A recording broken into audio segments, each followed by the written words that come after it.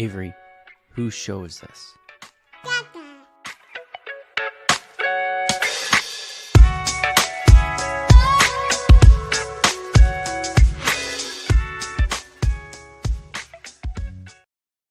And we're live. Welcome everybody here to the Lakers Lounge Podcast. I'm Anthony. We've been doing a bunch of lowdowns lately, but this is a lounge podcast. I am Anthony Irwin on this fine Sunday night, joined by and also under the weather, Raj Chapalu. And this Lakers game that we just sat through didn't necessarily help the way that Raj or I feel right now. So I don't know how long this episode is going to run. Raj, how you doing? I'm doing a lot better now. Got sick earlier in the week, as I was mentioning to you, and I missed one of the Laker games. I believe they played Brooklyn. Is the game I missed, or the one before that. So it's nice to kind of get back into it, and nothing like old times. Death, taxes, and the Lakers getting their ass whipped by the Clippers. That's when life is going right. It's just that when things are going as they should. But no, I'm feeling a little bit better.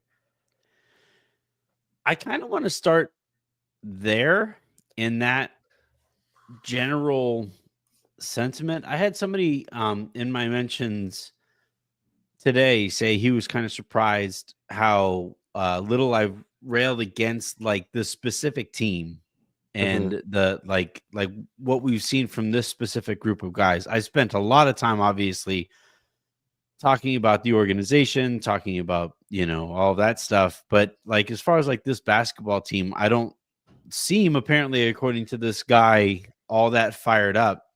When it comes to like, what we watch on a nightly basis. Now, here's my thing. And like, you guys can see it there. We'll talk about this Clippers, Lakers butt kicking. The Lakers went zone in this one a ton, which I found really interesting. You used the word there, desperate is we'll talk about that here in a little bit. Also Anthony Davis, like Zoo always plays him tough on most nights, but then tonight especially AD looked like really flat. So we'll talk about those things. But I was thinking like coming into this like recording about the way I feel about this team. And I wouldn't say that I'm like all the way to apathy, but I'm pretty close because Raj, we knew 2 years ago that it wasn't good enough because they got swept out of the Western Conference Finals, right? And that's when we were the most optimistic about this team. And then last year they ran back basically a variation of that same team and got knocked out of the playoffs in the first round. They won a game there, so I guess progress. 4 years later, maybe we'll win a series against the Denver Nuggets if we stick around with this group forever. Yeah. So then they get knocked out of the first round, and it winds up being the same team basically that goes into this season. Maybe a little bit worse. I've argued that it's a little bit worse of a team. Swapping out Taurean Prince and Spencer Dinwiddie for Bronny James and Dalton Connect. I can't believe there was ever pushback on that front. This is crazy. But then, all right, so now we arrive here where we are, where a lot of the results look pretty similar, and couple, maybe the highs are a little higher. Although last year they won the in-season tournament. That was a pretty high. 147 games. Yeah. Yeah. I guess the reason I feel so apathetic or like I don't find myself screaming about like this team specifically is because like we've seen it for a couple years now. And I don't know why anybody would expect anything all that different from what we've seen over the last couple of years. I don't think it's just that. And, you mentioned the conference finals appearance. And I think the issue is that's kind of the bar that we thought, okay, that's at least what the team will look like in the regular season, right? That's a dominant regular season team that pushes 50 plus wins. And then, what they do in the playoffs, we'll see. But that's at least the bar. these last 2 years, like after the conference finals appearance, that's not what it's been. They've been flying in the play-in area, and I think the reason you're feeling this way, and I've kind of come here too, and I texted this to Sabrina as well. I think during the Brooklyn game, I was like, this team is, Anthony, it's uninteresting. Like, they play close games against bad teams, right? And they get the doors blown off them against good ones. That's a Yeah. tough team to root for. Like, where's the excitement from there? We are very lucky. Stale product. Yeah, I want to really quickly, because this super comment, like it like hits the nail on the head pretty well. So I'm gonna play this really quick. Lane R writing, "This is the most depressing season in years as a Lakers fan. Just total acceptance. This team isn't a contender, and just throwing LeBron a parade for being old." By the way, this isn't even the LeBron parade. Like, we have another season of this. That's coming. Yeah, stay tuned. Like, the farewell tour is still coming. But yeah, like, to your point, Raj, this is just like, the product is just so cynical, right? Like, it's everybody. All right, LeBron won't raise hell and actually say the things that need to be said about Rob Pelinka and about this front office not doing anything, because, like, he's on his way out anyway. And, like, this front office isn't going to do anything to actually improve this product, because LeBron's on his way out anyway. And LeBron apparently has said publicly that he wants to retire a Laker. So they're going to take advantage of that. So we're all just kind of like sitting here in this, just like, have you ever been, like, look, I haven't been on a bad date in 20 years because Jen and I have been together that long, but, like, have you ever been on, like, a bad date that, like, neither party wants to admit is a bad date? Like, you were really excited about the date, then you just get into it and you're like, yeah, we are not simpatico. Like, it's just, it's not happening.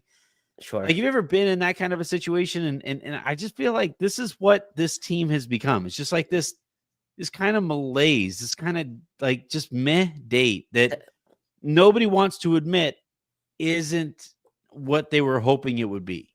It's the names not matching the product, right? You still have LeBron and AD as the high selling ticket, as what should be a great team. But you watch them, Anthony, and I'm just thinking about this. We beat Miami, which it was an okay win. They're going through the most, turbulence of any, team in the league right now. Then you barely beat Brooklyn. It's just, I don't know what our identity is. We don't play hard for long enough stretches. There's no consistency with what we run on offense. Tonight, I thought I predicted that they're not going to let AD play one-on-one, and what happened? AD went 5 for 14. His only shots were mid-range pull-up jump shots. They took away the basket. I think we got one attack at the rim in the first quarter.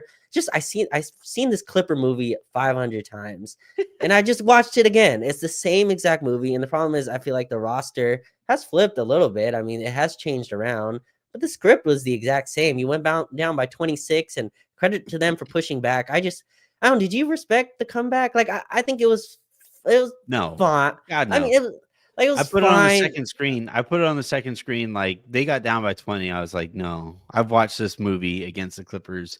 I put it on the second screen. I told Jen, I was like, this is an ass kicking. Watch what you want. And Kawhi played 9 minutes in the second half because they didn't need him. He wasn't even on a minutes restriction, I believe. Played 25 minutes again tonight. They did not need him. He's on a bit, like, the Clippers broadcast kept talking about how, like, they have him. They want him playing about 20, like 25-ish minutes a night, and then this is like the last night of his preseason before they start opening up his minutes allotment. So I'm not good at cross sport comparisons, Anthony, but okay, I did watch. You're asking about him, but So I watched the Rams, and I'm already blanking on who they played. Who was their Eagles? Eagles, yes. And they had this rookie, something where was what his first name is. He's one of the guys who attacked the quarterback. Okay, yeah. Yeah. And he's a rookie, and he's coming in and just firing down. And the commentators kept bringing up how the Rams needed a guy like that, and I was thinking the Rams needed a rookie to kind of bring that type of energy and to bring that kind of nastiness. I don't think his And I name is just Ware. I know who you're talking about, number 8, but yeah. yes, yeah, he's a rookie, and he I guess he was kind of egging on the Philadelphia fans as well. They Verse. put Yeah, his thank you, Jets. Verse, Jared excuse me, Verse. sorry. Yeah. Yeah, Verse. And so, they were speaking about how he brought a lot of energy and kind of toughness to the Rams defense. And I was thinking, the Lakers kind of missing that. Like they don't have a guy that Oh, for brings that. sure. And even at a rookie level, right? And the guys that play Dalton Connect, very finesse type of game, right? Can dunk on you, but right now is super in his head.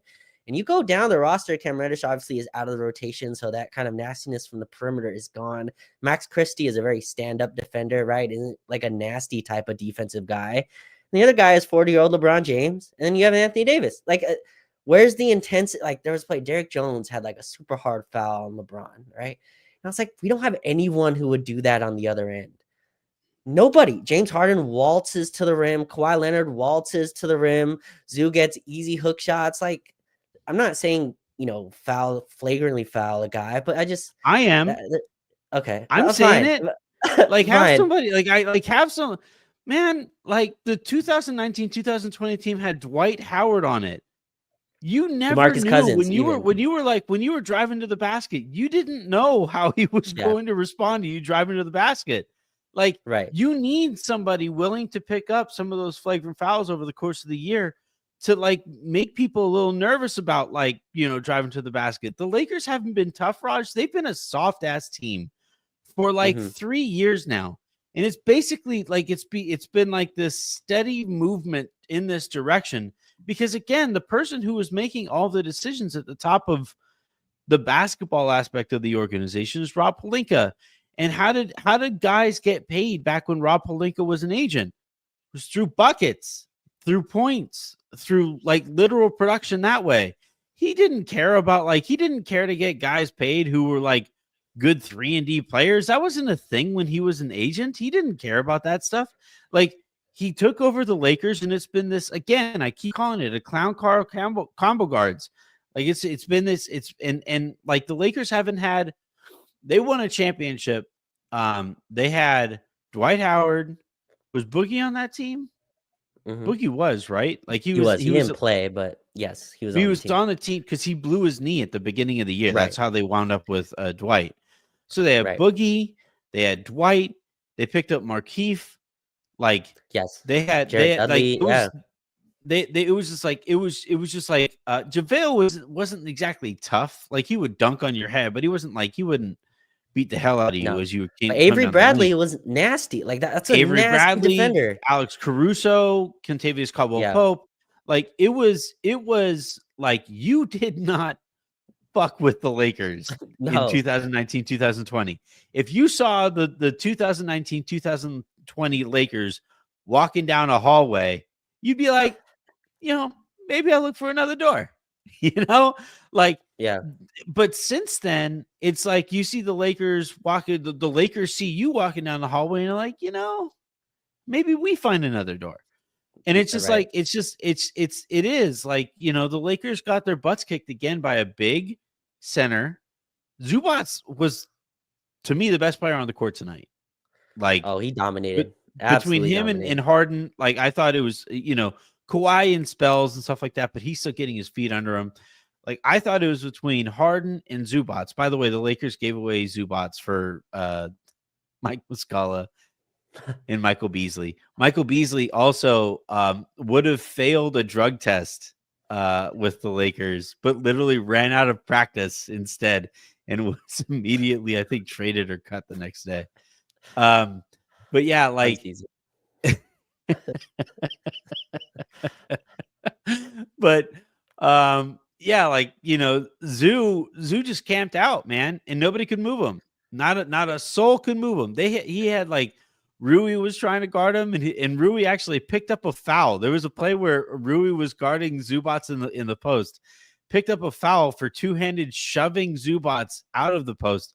Zoo was complaining to the referee, like, don't call that. Let me just make my basket. Right. Yeah. Like It's a soft team. It's a stale product. And like, yeah, like when people ask, like, why don't I spend more time like ripping and all the the guys themselves and stuff like that? It's like because we've known this isn't good enough. We've known for a couple years. We're having a conversation right now, Raj, the same day that the Dodgers, who did not need any more help after this offseason, their offseason before today would have been perfectly fine. Would have been like a great offseason by any measure in any professional sport. And they were like, you know what we need? We need 100-mile-an-hour 100-mile-an-hour closer thrown from the left side, because that was like the one of the few like spices that we couldn't throw in the old recipe. Like the Dodgers are doing every single thing in their power to do this, and the Lakers meanwhile were like, yeah, but like what if we could pick at like 9 in a couple of years? What if we have like the 9th pick in a couple of years draft? What could that possibly become for us? And it's like, what are we doing here, man? Like, I can only whine and cry about this roster so many times. I've done it for 2 years. Yeah, I think before that, you were speaking about the difference between the Lakers and the Dodgers.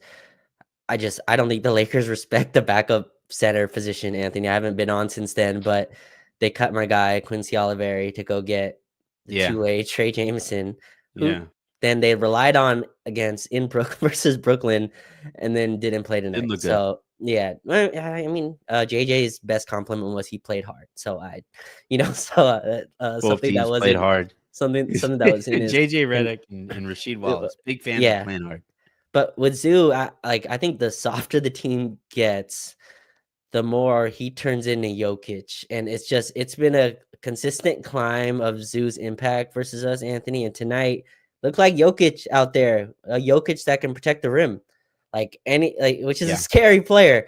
I think he finished with 21 and 19 and whatever blocks he had. And you talked about Rui on him. That was a joke to Zoo. I mean, Rui has a stable, he can kind of hold his ground as much as he can, but Zoo has every left and right hook. And when the Lakers made their run, they said, okay, you have Jackson Hayes on the floor guarding Zoo, 1-on-1. Go and get a hook shot, go through him. Our best lineup was a too big look, and it's sad that too big look is 80 and Jackson Hayes, but that is the one that made the run. But Zubac being able to just sit at the basket and protect the rim, that hurts us. That like as a team, we just have no answer for it. And LeBron hit a few threes early, but again, the Clippers have their formula, and they treat the Lakers like Anthony. They treat the Lakers like an exam they've taken many times. That they have the answers for. And I'm watching the game, going, they know all the answers to this. Like it doesn't even look like they're sweating out there. Kawhi looked like he was in practice mode, shooting over cones, like just 2 dribble step through mid range pull up.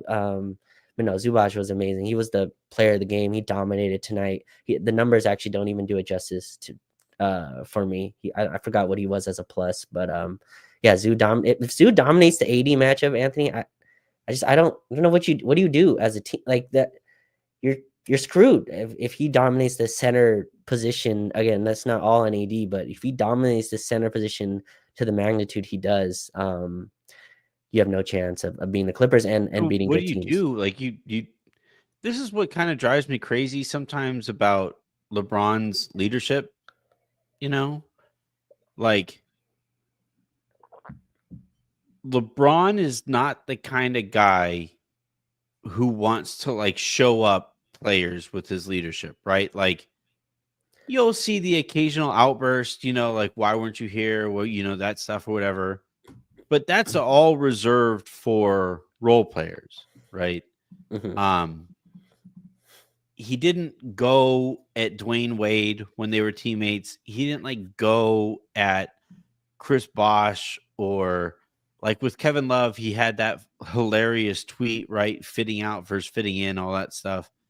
Didn't really go at Kyrie, all that much.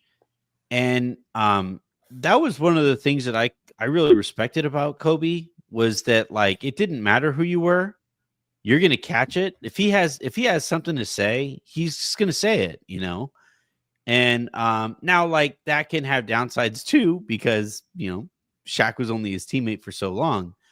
But I really wish we would get just one time LeBron saying like, "Hey man, you're getting your ass kicked again by the same guy who keeps kicking your ass. Could you like get by him and get to the free throw line one time?" Like all of AD's shots after like the first quarter felt like it was all fadeaway jumpers, mid-range jumpers, like nothing going to the basket. It was all vertical from like 15, 20 feet away or fading away from 15, 20 feet away. And like that's where your best player, your second best player kind of grabs you by the jersey and goes like, "Hey man, like once you can't get to the bucket once on this guy? Now just try. Even if he blocks your shot, knocks you over, whatever. Like just try." He stopped Why does trying. why does LeBron have to do that?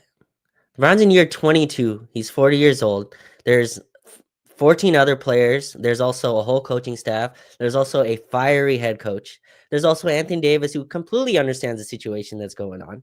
I get that, there's a leadership style, I guess, of this, but I don't think that's what LeBron should have to do. And Zeus, it's the same thing with the Sabonis thing, right? Like, it's just telling AD you've been outplayed by Sabonis is probably something that he knows and he understands. And he probably understands with Zoo as well. And I'm sure he looks at it as, well, Zoo's back in the paint. None of my other players are moving. The only shot is a mid-range jump shot. And look, that's a win for the defense. That might be a shot that AD thinks is a win for him. I don't know. I would love to be in the rooms that they're speaking about this on. I think expecting LeBron or having expectations of LeBron doing that, I think he's past that point. Him and AD have been teammates, for 5-6 years now? And I think AD is kind of who he is. I don't think there's any push from LeBron coming in that capacity. I don't think he should have to. And like, I don't know. The Lakers are in a Western Conference battle. They are not playing well. Lakers Clippers is a big matchup, is a big moment. And he got thoroughly outplayed by the other team center. He had a bad game, and he's had consistent bad games against the Clippers. But yeah, I don't think LeBron having to do that in year 22. It's just, I don't know. I think that's I mean, setting I'm the not team. asking him to like go out and do it himself. I do think, yeah, in year 22, it doesn't matter like how old you are, how old your teammate is. Like occasionally it does require like, "Hey man, bring it a little bit," Sure. Just like I would hope if I was like rambling and I fell asleep, like, all right, Raj, if you and I were doing a show together Mm-hmm. and I fell asleep at the mic, Okay. would you say something? Yes, and I would be extremely concerned. Like, Way past podcast level, just more life concerns of what's going on. Raj, this is the quietest my house ever gets. This is the Right. best this is the best sleep I'll get. But you know what I mean though? Like Sure. yeah, There's some there encouragement that are can be times, had. there are moments where like it doesn't matter what year the teammate is, whatever. Like there are times where you gotta like grab somebody by the face mask and be like, "Hey man, buck up, Sure. let's go," I we are finally to the point I made a second ago. We did finally get a fiery quote from LeBron, um, Great. who apparently is saying we don't have says the Lakers have to play close to perfect basketball. Quote, "We don't have a choice. That's the way our team is constructed." End quote. So, all right, we'll see Against the what comes of this. Clippers, though, I get that the Clippers just lost Paul George in the summer for nothing, right? They went out and they did a pretty nice job rebounding from that. I think the biggest part of that was Norm Powell turning into Paul George is kind of the biggest thing from there, which is extremely annoying. We haven't even spoke about him, but yeah, that's tough to hear that after I get playing the Celtics and saying that makes sense. Playing the Thunder and saying that makes sense. Clippers with Kawhi Leonard not playing more than 24 minutes. That's when your roster is too. But I think it's every good team, like you said at the top, right? Yeah, Like every good team, the Lakers have to play like their best game to be competitive. And sure. it's just is he wrong? No, he's not. So like I don't Yeah, know. I'm glad he's finally saying it. Like I'm the guy who just a second ago said I wanted to right. hear LeBron say more shit like this. Could you imagine me be like, "Oh, what the fuck, LeBron?" That would be ESPN would hire me tomorrow. Um, I mean, he went after the roster, which I get. I just again, I would love a little bit, still some kind of accountability of, hey, we spoke about this the last time I was on, Anthony, but the Lakers have a really bad habit of when they get punched, they lie down and yeah. hold their eye, and you're like, you're not bleeding, like there's no blood coming out. No, no, no, Oh my god, it's the way Lakers fans got so angry at me that like for pointing out early in the year, like, hey, if you get hit in the face and your face isn't bleeding, you don't get to take a playoff. Like you don't get to right. if your eye like in 80s in fairness to AD, on at least one of those occasions, his eye eventually looked like it was like, carved up Sure. by one of the world's greatest sushi chefs. But like for like those guys, every time LeBron or AD like makes like glancing contact with their head, they do go down for an entire play. But like I would also argue it's not their job to be the enforcer. You employ an enforcer to make sure that those guys, like, if they get hit in the head, those enforcers step in. Remember, like, it was like Patrick Beverly for a second. That's fine, but he's 6'2". He's a Sure. tiny, like by NBA standards, he's a tiny little man. Go out and get somebody who will fuck somebody up. The Lakers haven't had somebody like that in forever. They don't need to be enforcers, Anthony, but I do think on this team, and again, what's fair and what's necessary are two different, boats here. But they need to be in the charge of always getting back in transition, right? Being locked in on off-ball defense. LeBron got back cut a few times today by Derrick Jones Jr. LeBron, AD just lazily, for lack of a better term, switched onto the perimeter and was just stuck on James Harden outside, Kawhi Leonard outside, and it just breaks the fabric of our defensive structure. And those are things that they just don't have a choice of not being locked in on. It's just they just don't. This team is not good enough, especially when it gets to its bench units. And JJ, I'm not sure why, is really trying to buy time where Braun and Austin sit, and the team just dies in those minutes. I think he's gonna learn, or he's gonna figure out that he can't survive those minutes. But yeah, they don't need to be enforcers, but they do need to be ahead of some hustle stuff, which again is not a fair ass. It's just how the team's built. And I don't know if they can do that, if LeBron can do that as at his age, but that's what's needed to win at a rate that you don't sit at the play-in when it's all said and done.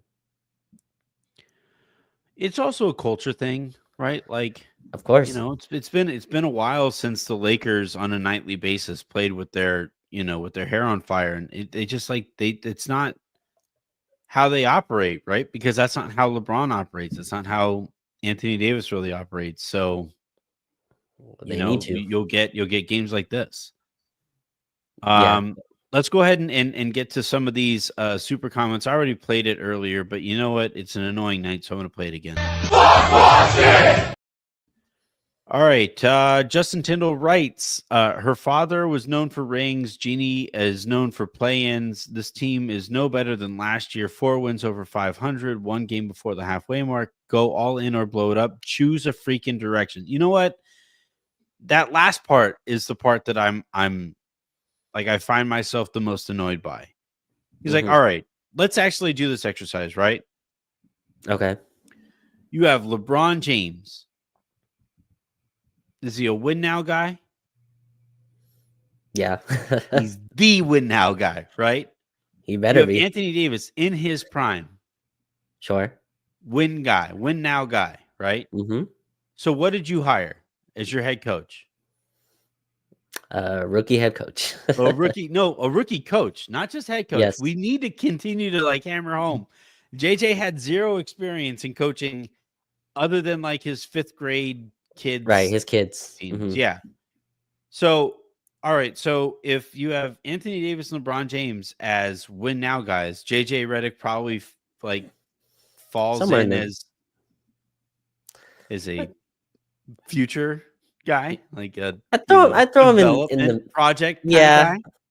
I mean, is Dan Hurley win now? Like that's Also, even well, more right. Like, so it seemed like no matter what, the guys that right. they were most interested in, because they didn't give Kenny Atkinson the time of day, really. Yeah. So, like, both of their coaching hires were going to be like, development, Mm-hmm. future returns type of hires. So that right there, would go it would pretty well summarize the um that dissection between, that internal dissection, right, where you have at the top of your roster, we're win now, but the organization seems more focused on the future. Sure. Um, the future, however, their future core, they're like their young core is Austin Reeves, who is 26, Yeah, I think so. right? 26, 27. Yeah. They have Dalton Connect, who is like 24, if I'm not mistaken. Yes. So Austin's Um, 26, Dalton's 24. Mm-hmm. that's their youth. The only other guy who was younger than those guys is Max Christie, who's 21. 21. Mm-hmm. They're like the rest of their young core here moving forward is Bronny James, who is like a year or 5 away from a year or so away. Maxwell Lewis, who they traded away to go get a 30-year-old Dorian Finney-Smith. Mm-hmm. Do we say Bronny? We said Bron. Oh yeah, we said Bronny. Yeah. Um, they had Jalen Hood-Schifino, their first round pick from like what was it, a year ago? Yeah. A year ago. A year Mm-hmm. ago, they gave up on him. And he is going to be an unrestricted free agent next year. So, all right. So you have your like all of those things. If I was to combine all of those players and stuff, does that seem like a core that they're interested in developing moving forward? Like, is that a core that you would be focused on moving forward?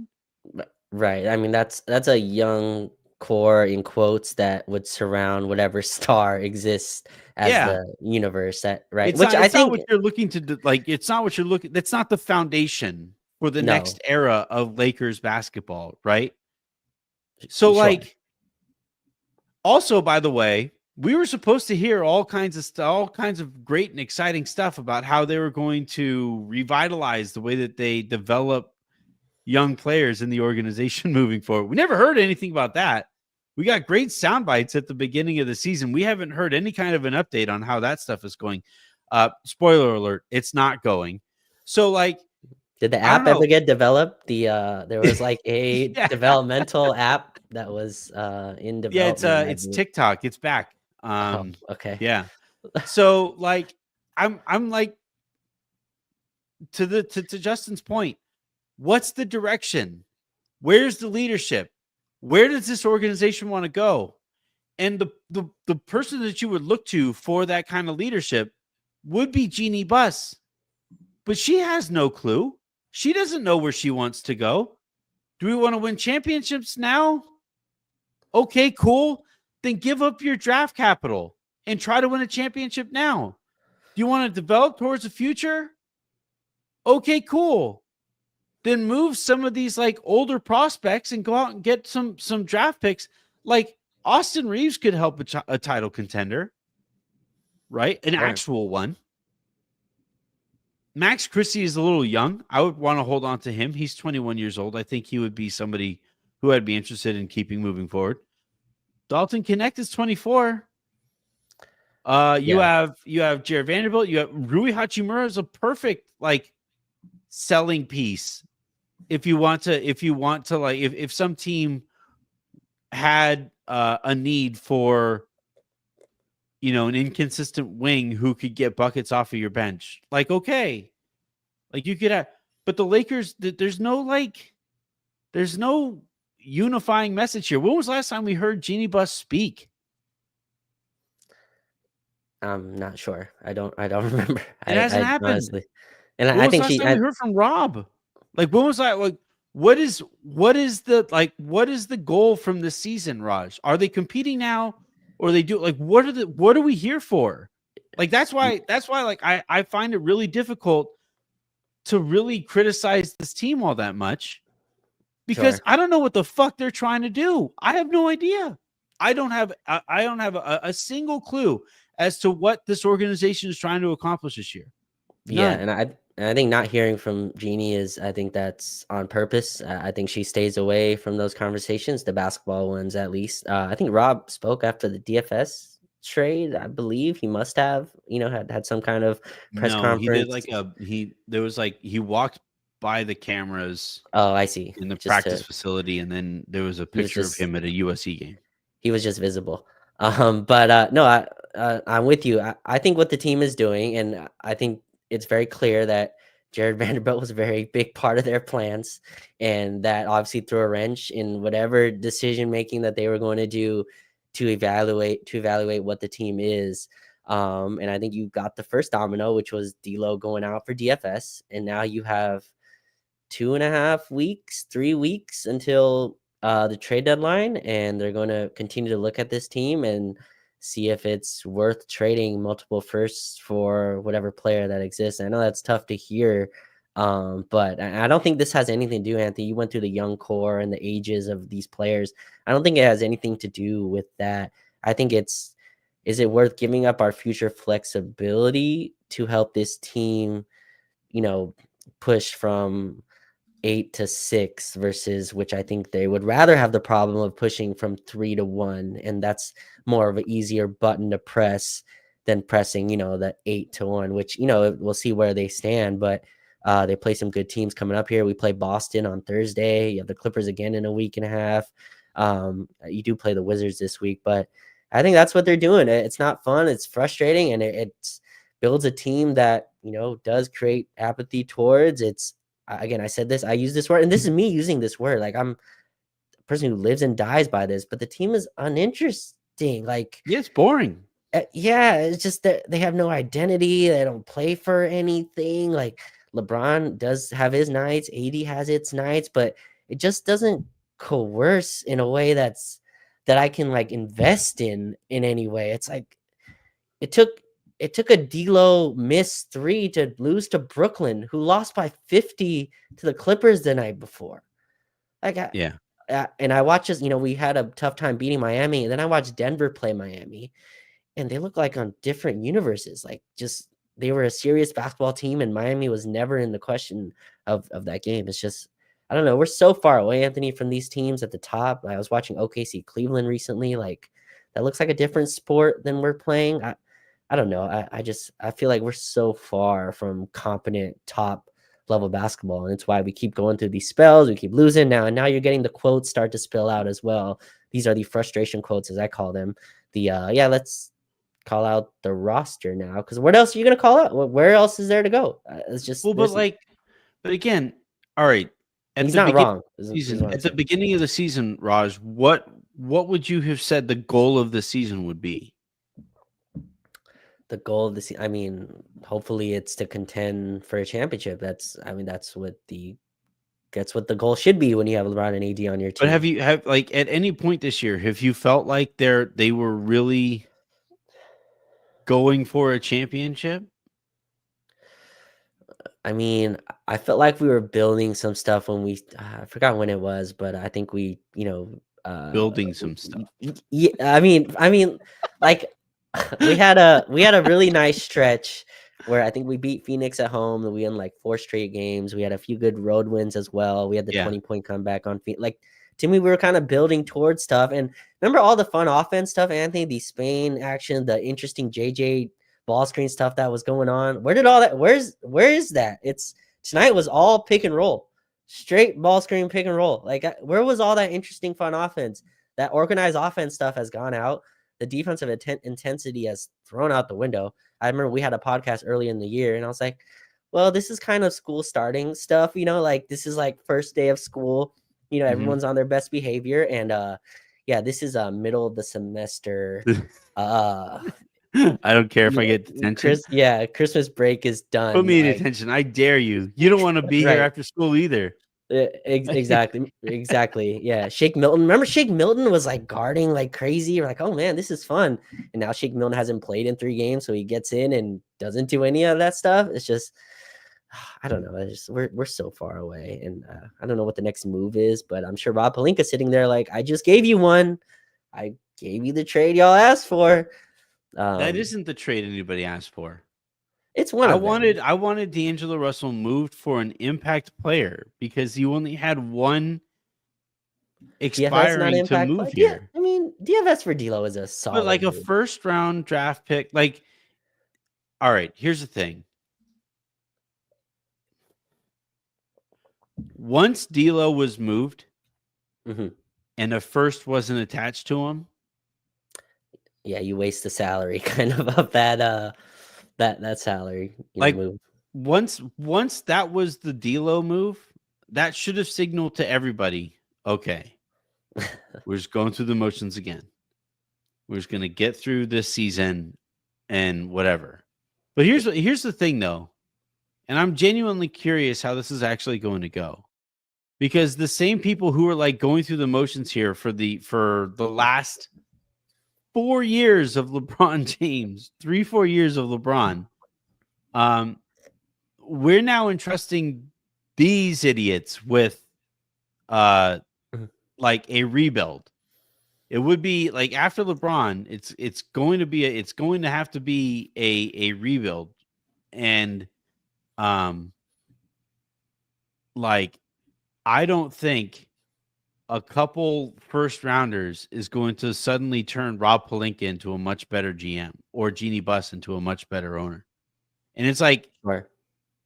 I don't know. I would much rather. So like in Vegas, you could basically go one of two ways, right?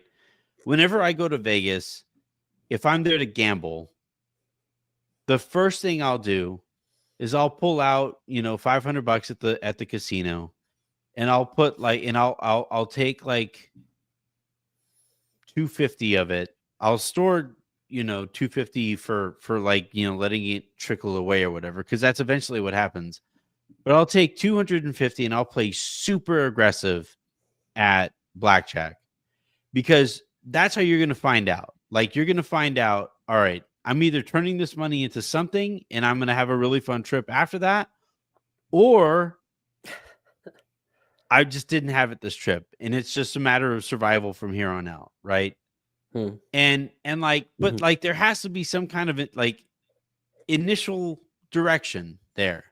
Okay. And like the thing with professional sports is it does function kind of like a casino, where if you aren't super aggressive, you're going to fall behind.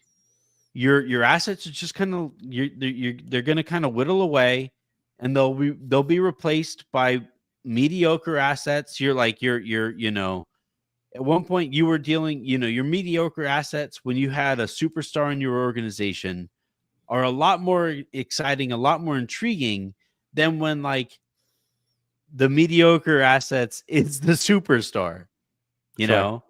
and like where we kind of find ourselves with the Lakers, and I think the Warriors are going through this too, Yeah. is like, rather than go for it when you have a real advantage on the house, you have that forward momentum, you have that engine, rather than go for it right now, the Warriors and the Lakers are just watching their assets just kind of like trickle away, whittle away.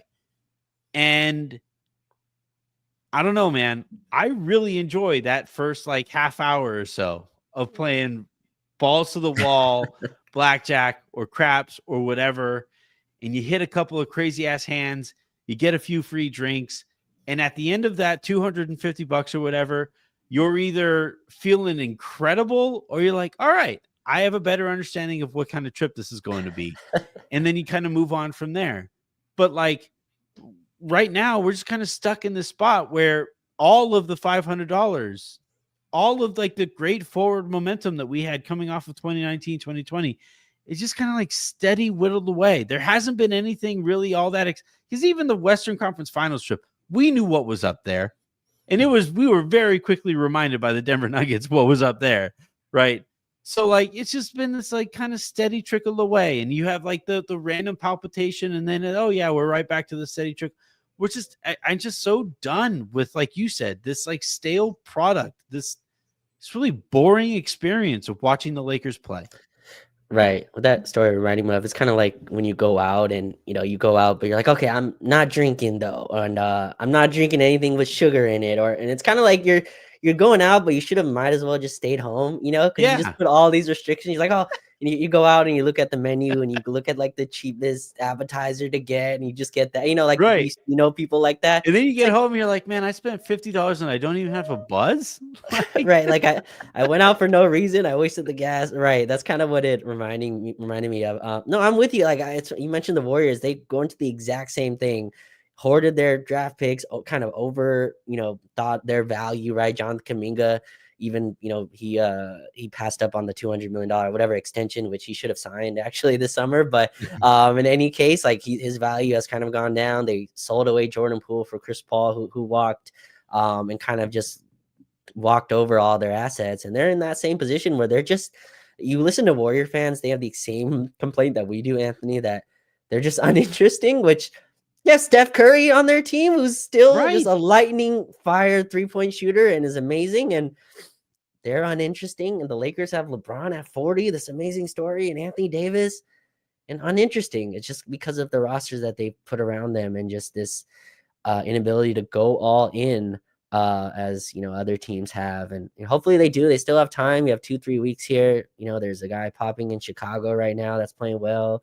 The guy in New Orleans is still there. We'll see if those are like the win now moves, and trading D'Lo obviously with that salary makes it a lot more difficult, but I think there's still ways you can get there. It's just this team has been uninteresting, and it's sad that it's gone here, and we're just another team in the West with Phoenix and in Denver, and Denver's actually playing a lot better, but it just feels like we're middling, and win a game, lose 3, and just continuing to go back until another move is made.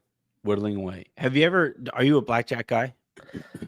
So it was the first time I think playing it at, when we went and played in summer league, and that's my favorite game. I think now it's the easiest one it's to mine play. too. They've really kind of nerfed the odds or whatever, but Okay. Back in my day. But like no, but when there are like very few, because every so often you sit down at a table Mm-hmm. and you just get your ass kicked. And Sure. that's not really a bad feeling, because it's like, all right, it wasn't meant to be. Yeah, Right. I sucks to lose that money, whatever, but it just wasn't meant to be. To me, the worst feeling in blackjack is when you've won a couple of hands in a row Mm-hmm. and you're debating whether or not to let it walk away. ride. Mm-hmm. Yeah, to keep those winnings in there and just let it Right. ride. And then you wind up winning that next hand and you're like, oh, man, Right. And then you're like, well, did I miss my wave? Did I miss my wave? Did I miss my wave? And then you win another one and you're like, fuck me. That's like, those are winnings that like should have been on the table, but I just like, I just didn't want to, I for whatever reason didn't trust the moment. And I kind of feel like that's where the Lakers are, right? Where they have struck blackjack gold in the sense that LeBron has somehow held off Father Time the way that he has. Mm-hmm. And the whole time he has held off Father Time, they've been like, yeah, but like I really should pull those, few chips back into my own pot here. Right. But had they just invested more capital, we would be looking at a much more fun run here. Rather than having Jalen Hood-Schifino expiring at the end of the season. And that's not even about Jalen. Like, it sucks. Like, the way his career has gone is a real bummer. Like, he just hasn't been healthy at all. But he should never have been a Lakers draft pick. He should have been moved along with, some expiring money, along with Malik Beasley or along with Mo Bamba.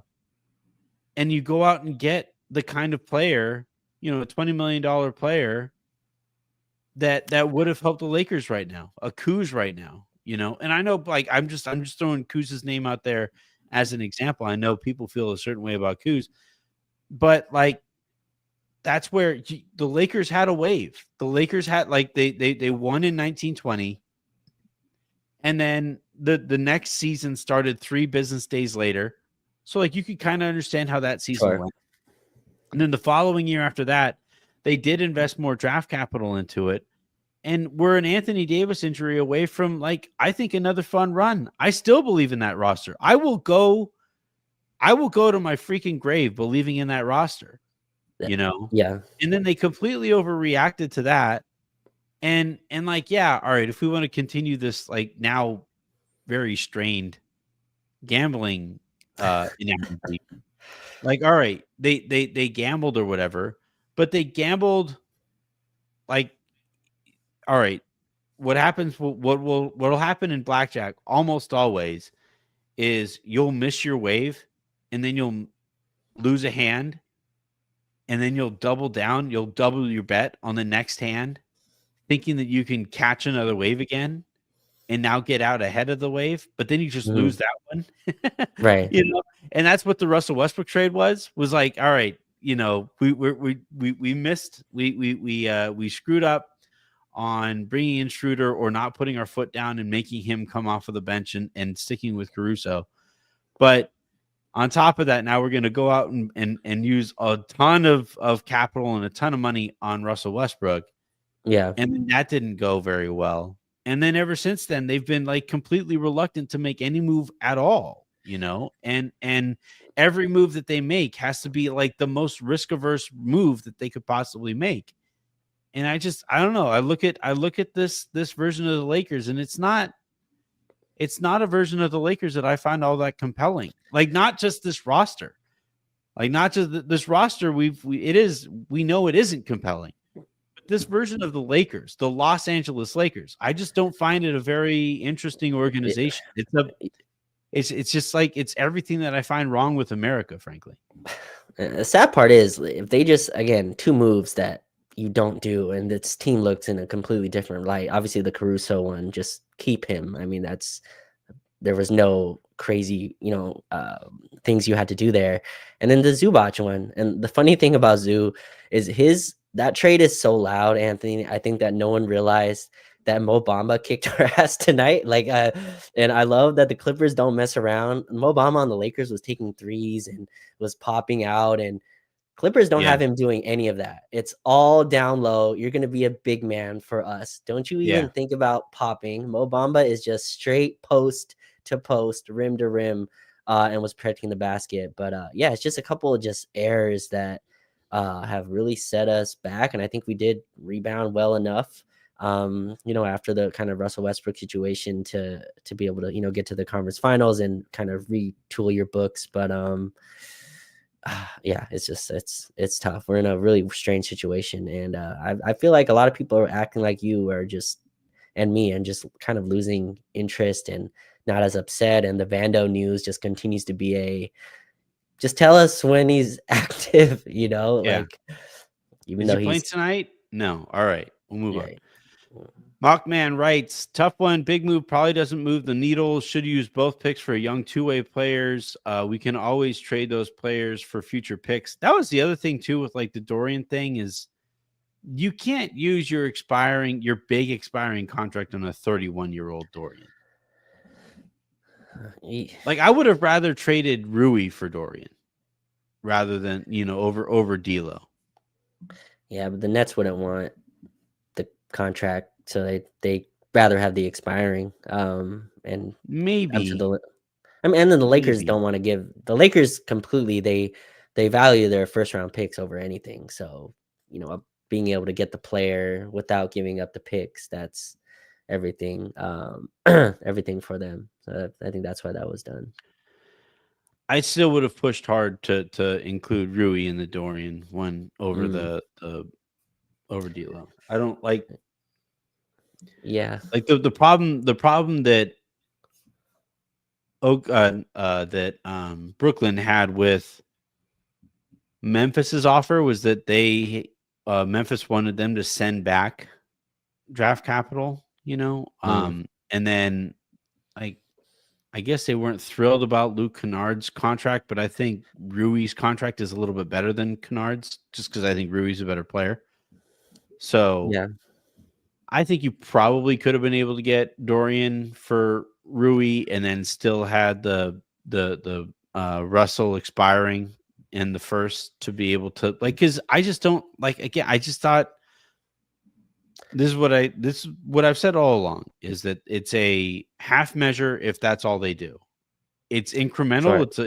It's getting guys on base if they have a bigger move coming. I just don't get the sense that they have a bigger move coming. Yeah. Ryan Lucas, formerly Rye Guy here. Raj, too nice brother. The LeBron quote speaks volumes. Lakers Nation has been saying for a minute, for a minute, they're trash. Make a move. I don't know if they're trash. They're just like boring. Like they're just Yeah. like I've watched this Alaskan Bush People show on I guess now it's on HBO. Okay. And it ran 14 seasons. It's over now. It ran 14 seasons. And when I started, I was like, oh yeah, maybe it's a reality show. So maybe it's like a 7 or 8 season kind of a thing. It's run 14 seasons. I'm a completionist. So I have to finish this thing. Like I'm weird about You that. have to finish it. You have to finish 14 seasons of what's it 14 called? seasons. Alaskan. Alaskan Bush People. It's this That's reality show. It's a crazy. ridiculous. It's You a sure you ridiculous can't show. get the gist of that in 2 seasons? Like you can't Well, but watch this it is the in thing, though. I got to the 13th season. I'm on season 13 13. now. Oh my. Raj, the 13th season is one of the best seasons of TV I've seen. Okay. Now, unfortunately, it coincides with some like real deep personal loss for the people who are on the show. Mhm. But yeah, I for seasons, like the first couple seasons were fun.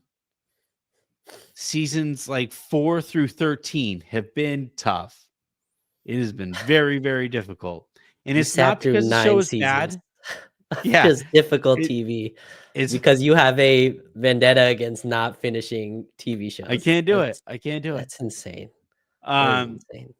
like it was a heavy lift, not because the show was bad, but because it was the same show over and over and over and over again. And like that to me, if a show gets bad, a show just gets bad, and Mhm. it becomes easier to just kind of like move off of. But what's so frustrating about the Lakers is that like they're mediocre. So there's going to be good moments and there's going to be bad moments, but it comes out to net neutral. And over an 82 game season and over a 3-year sample now, that is a lot of mediocrity. That we are now at 7 seasons of Alaskan Bush People is what watching this Lakers organization is. Marley Villasenor writes, no more annoying fan base than the Clippers after they beat us in regular season games. Norman Powell must have done dark magic in the offseason. I always liked Norm. I was a big Norm guy, and I was really annoyed that they got Norm for a bag of peanuts and expiring. That trade to me still needs to be investigated. There's no, you know what that, do you remember who the prospect was in that, Anthony? So they got Eric Bledsoe, okay, who was out of the league by then, but the main Didn't want to prospect be there anymore. the main prospect they propped up was Keon Johnson at the time, who was not playing for the Clippers. Yeah. Prospect who that's in I think a second round pick. They got Norm Powell, and people forget this now, and Robert Covington at the time. Yeah. Robert Covington was like, everybody go get Robert Covington. He's the missing piece. Yeah. Missing piece.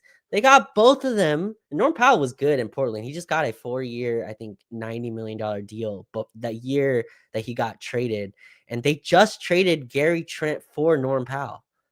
They traded Gary Trent for Norm Powell, then traded Norm Powell and Robert Covington for Keon Johnson for the right to pay Jeremy Grant the max. Some teams just don't make any sense to me. No, the best is that now that same Portland Trailblazers organization won't trade Jeremy Grant for anything less than 2 first rounders and won't trade Robert Williams for anything less than a first. Idiots. Right. Yeah. Just unbelievable idiots running the Portland Trailblazers. All right, that is going to do it here for this episode of the Lakers Lounge podcast. Thank you everybody for tuning in. Martel, Stu, and Bill and Stu. For this is a thing. Stu was disgusted about everything. Like Stu could walk into heaven and be like, for Bill to sound as defeated and beat down as he does is pretty astounding. The whole reason he's still there is because he gets along with everybody in the organization. And for him to be like, guys, this is not good. Yeah, no, Like, that's pretty insane. ugh. All right. That is going to do it though for this episode of the Lakers Lounge podcast. Thank you everybody for tuning in. Quick reminder, please do hit that subscribe button. Please do hit that like button. Those that stuff helps me and Raj recover personally, like actually not just the channel, but Raj and I feel better with every single like that we get from you guys. So if you guys don't give us any likes, that's the equivalent of seeing us lying on the side of the road, sick and tired and all that stuff, and just walking on by. The plan for tomorrow is a mailbag, since today was a recap game, a game recap. And so if you guys have any questions or comments that you want to leave in a 5-star review or as a 5-star review on iTunes, now would be the time to do it. And I'm hoping to knock that episode out tomorrow afternoon before the freeze really sets in and we become at risk of losing the internet and power and all that stuff. So until tomorrow, Raj, are you worried about a freeze tomorrow at all? I don't think so. Not in No. this part of town of the country. Fires on one coast, the freeze in the Right. other. Until the next time you guys hear from us, I'm Anthony Irwin saying have a great rest of your weekend, make somebody else's, and I'll talk to you tomorrow.